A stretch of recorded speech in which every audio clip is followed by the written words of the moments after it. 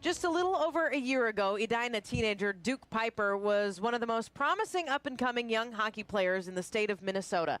A serious brain condition since that time has taken him off the ice.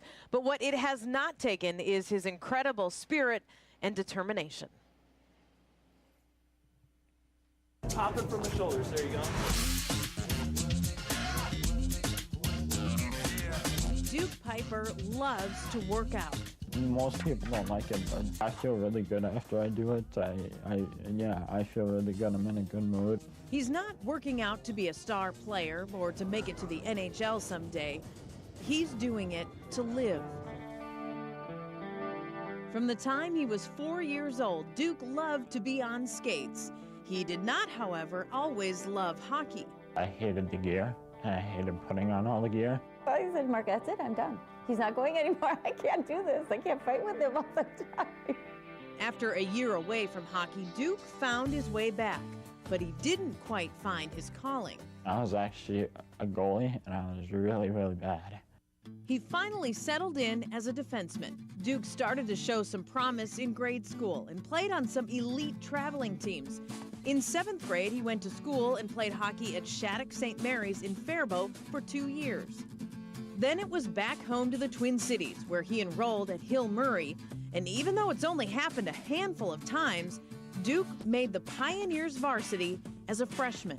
It was a huge deal for him and for us, and we worked very hard at being above board to put the top 6 defensemen on the varsity. And he made that on his own as a 9th grader. We were kind of surprised, but he just kept showing up at practice every day and showing what he has, and so he earned a top 6 spot. My dad was waiting in the car, and so I threw my bag and sticking stuff in the car, and he looked at me and he asked, well, how'd it go? We either went home or we went to the high school to get his equipment, the varsity equipment per se. And he says, well, Dad, we're going to the high school. I gave him a hug and told him congratulations. The Pioneers, 27-3-1 a year ago, play their season opener tonight in front of a good crowd. On December 2nd, 2008, just over a year ago, Duke was expecting to play in Hill Murray's season opener, a game broadcast live on Fox Sports North. I remember I got out of bed here and I walked to the bathroom to go take a shower just like every morning, and you know, it didn't seem like much, but something just felt off. The feeling continued throughout the day, and that night Duke skated in warm-ups, but he pulled himself out of the lineup before game time. I told my coach, you know, I really don't think it's a good idea to play. And the first thing that went to my mind for a few seconds was, Duke, you're just nervous. You're a freshman, have some water, you'll be fine. But there was something there that said, you gotta look at this. Later that night, Duke's parents took him to get checked out at the hospital. Nurse or administrative person, whoever that was, just came out and said, well, we're scheduling surgery for today. And we were planning on going home in 10 minutes. We were all in the waiting room just crying, sobbing. Yeah, it was quite a shock. I ran into the bathroom and started crying because I didn't want Duke to see me crying because I was scared for him. Duke has a malformation of the blood vessels in his brain called cavernous hemangioma. Doctors actually discovered it 2 years earlier when Duke had some vision and balance problems, but those symptoms passed after a couple of months and everything went back to normal. This time, though, things would be much different. On December 8th, Duke underwent a complicated brain surgery.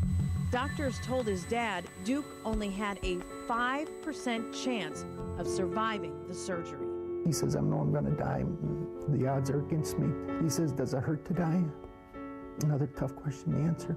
And then how long does it take to die? Amazingly, Duke survived. Not only that surgery, but the 5 others that followed. He spent over 7 months in the hospital, at one point on a ventilator and completely paralyzed. But Duke continued to defy the odds, and as he struggled through rehabilitation, his love for working out would be challenged like never before. First down! If you could ever imagine trying to hold your head up, and your head's heavy, because I learned that the hard way. For the first time, they had me roll over on my stomach and turn my head all the way to the side, you know, so I can breathe. And I remember I cried. That was very painful.